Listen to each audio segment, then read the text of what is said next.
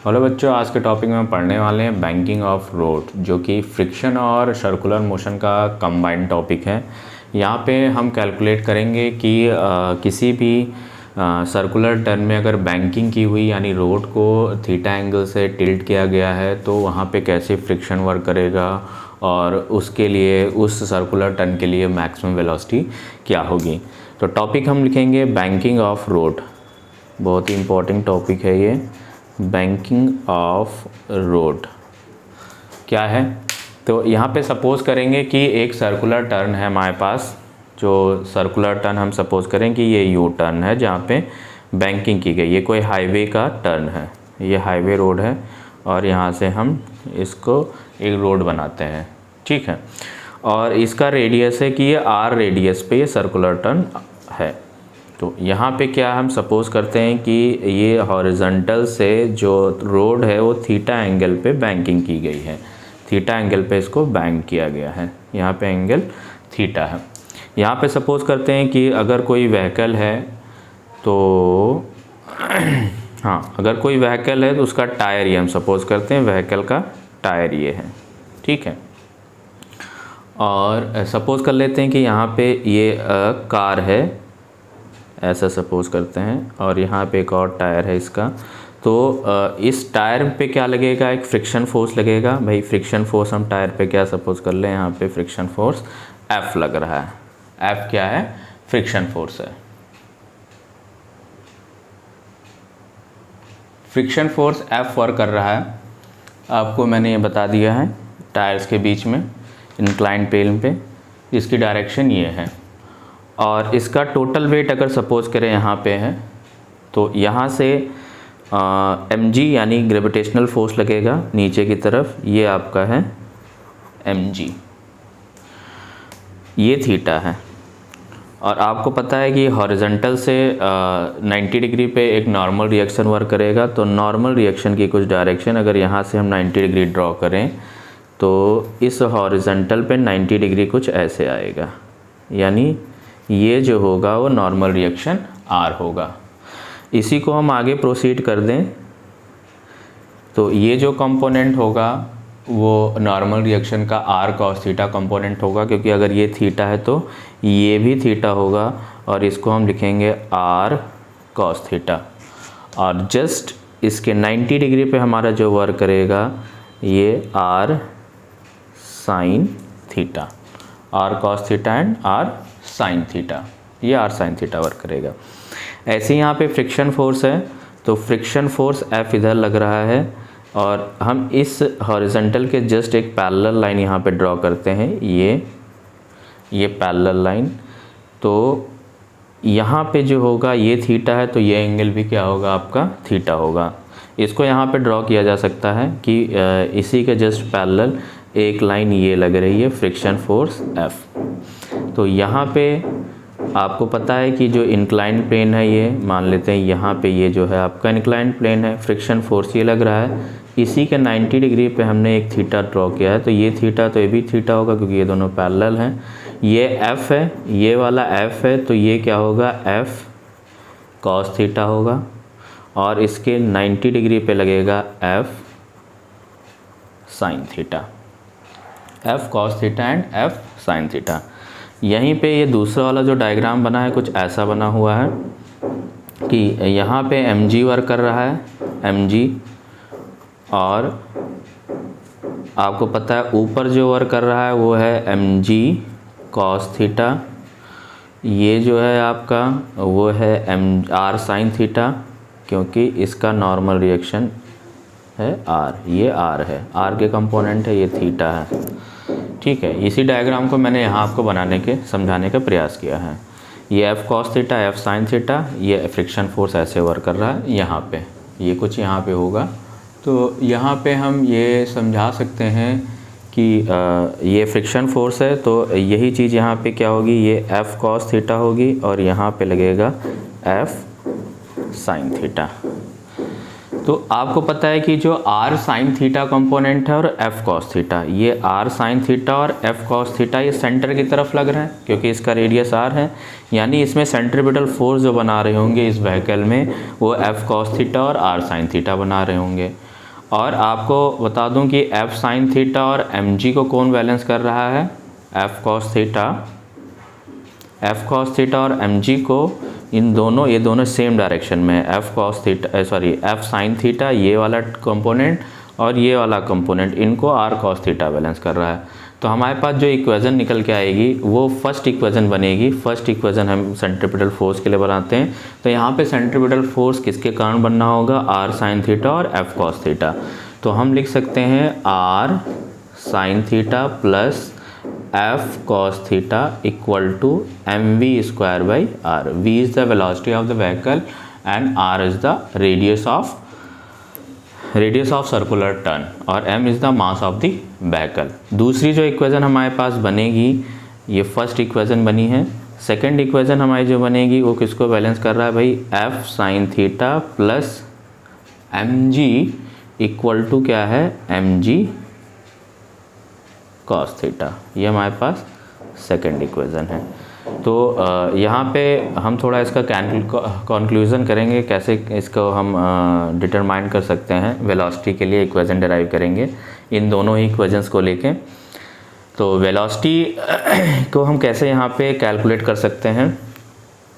तो first equation हमारे पास क्या है, फर्स्ट इक्वेशन तो यही है। सेकंड इक्वेशन में हम थोड़ा सा चेंजेस करेंगे कि एफ साइन थीटा, ये हमारी सेकंड इक्वेशन थी, F sine theta minus M G cos theta equal to हम लिख लेंगे F sine theta minus M G cos theta equal to F sine theta minus का M G cos theta equal to minus of M G. इस minus को हम अगर हटाएं तो माइनस से मल्टीप्लाई कर देते हैं तो टर्म हमारा बन जाएगा M G cos theta minus का F sine theta equal to M G. इसको इक्वेशन 3 मानते हैं।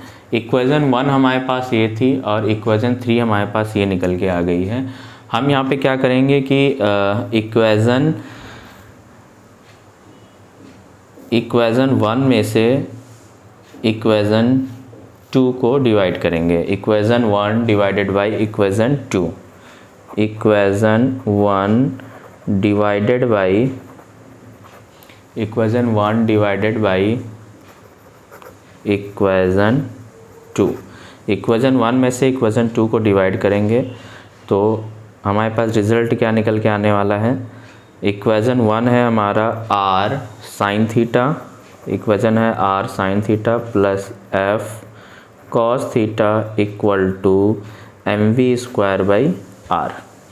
और हमारे पास इक्वेशन 2 क्या है, इक्वेशन 2 है M G cos theta minus का एफ साइन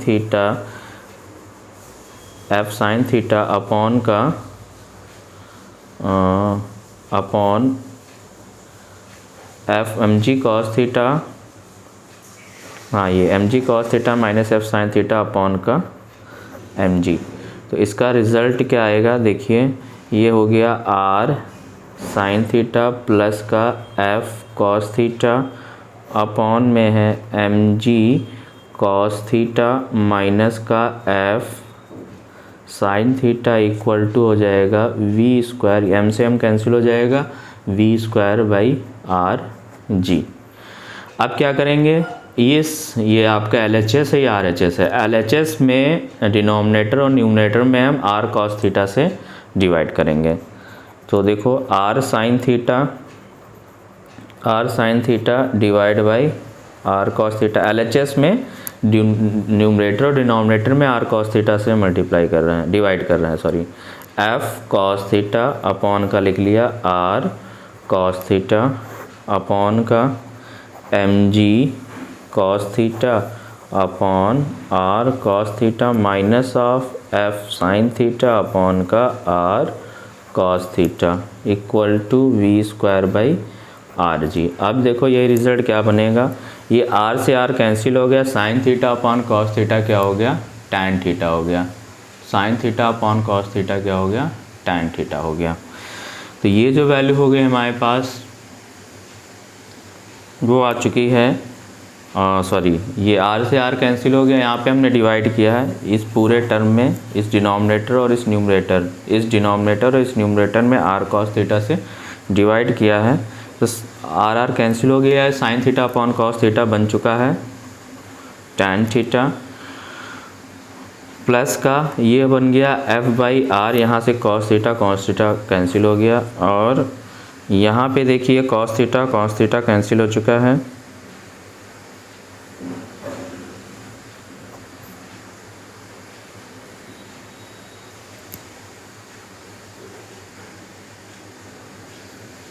तो बच्चों यहाँ पे जो हमने लिखा है F sine theta plus M G equal to M G cos theta, F sine theta plus M G is equal to M G cos theta, नहीं आर कॉस थीटा, तो एम जी की जगह आर हो जाएगा are cos theta. वैसे यहाँ पे M G को हटा के आर लिख लेंगे, ये एम जी हटा के आर है, तो ये एम जी हटा के आर है, तो ये एम जी हटा के आर है, तो ये एम जी हटा के आर है। तो यहाँ पे देखिए आर कॉस थीटा पूरा ही टर्म कैंसिल हो जाएगा हमारे पास, तो ये पूरा कैंसिल हो के 1 हो गया है, और माइनस का जो टर्म हो गया है माइनस का एफ बाई आर, ये हो गया F by R sine theta upon cos theta tan theta बन चुका है, और ये हो गया V square by R G. यहाँ पे देखो इसको हम और आगे कैसे कैलकुलेट करेंगे, tan theta plus F by R, और आपको पता है एफ बाई आर की वैल्यू क्या होती है, tan theta plus F by R की वैल्यू होती है mu upon 1 minus F by R मतलब mu tan theta is equal to V square by R G. तो यहाँ से देखो वी स्क्वायर इसकी वैल्यू क्या हो जाएगी, R G tan theta plus का म्यू अपॉन का 1 माइनस म्यू टैन थीटा। तो वी मैक्स की जो वैल्यू होगी वो क्या होगी, अंडर रूट, इसको उधर भेज देंगे, आर जी ये हो गया mu plus tan theta upon का 1 माइनस म्यू टैन थीटा। तो यहाँ से आपको ये जो आगे वेलोसिटी की जनरल इक्वेशन आ गई, जब बैंकिंग ऑफ रोड की गई यानी बैंक्ड रोड है, तो उस केस में हमारी वेलोसिटी कितनी होगी, V max is equal to under root R G mu plus tan theta upon का 1 माइनस म्यू टैन थीटा। यहाँ पे वेलोसिटी किस पे डिपेंड कर रही है, वेलोसिटी डिपेंड कर रही है path of the radius of the circular turn का रेडियस कितना है, यानी वेलोसिटी जितना ज़्यादा होगी सर्कुलर टर्न का रेडियस उतना ही ज़्यादा होना चाहिए। और ये है कोफिशिएंट ऑफ फ्रिक्शन, तो कोफिशिएंट ऑफ फ्रिक्शन फिक्स होगी वैल्यू। तो यहाँ पे हम एंगल भी कैलकुलेट करते हैं कि कितने मिनिमम वेलोसिटी पे हमारा एंगल कितना हो चाहिए, यानी बैंकिंग ऑफ रोड कितना हो चाहिए, यानी सेफ टर्न के लिए हम वेलोसिटी कितना रखें कितने एंगल पे, यहाँ से हम कैलकुलेट कर सकते हैं।